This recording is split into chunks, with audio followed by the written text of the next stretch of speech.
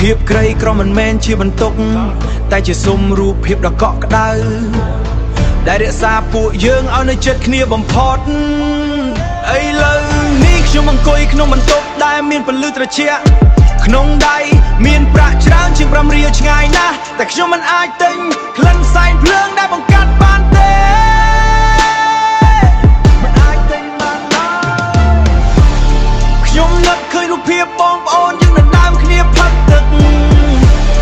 នឹកឃើញស្នាមញញឹមរបស់ម៉ែពេលឃើញស្រូវពេញជង្រុកមេគ្នាពេលនោះមានពណ៌អំពិលអំពែកប្លែកខុសពីធម្មតាវាជាសេរីភាពដែលចេញពីការនឿយហត់ខ្ញុំមិត្តភ្នែកហើយត្រឡប់ទៅ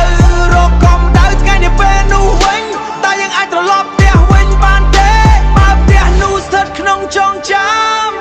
គ្រាប់ស្រូវពណ៌លឿងប្រាក់5រៀលក្នុងហោប៉ៅកម្ដៅថ្ងៃដែលកក់ដៅបំផុតភាពក្រីក្រមិនមែនជាបន្ទុក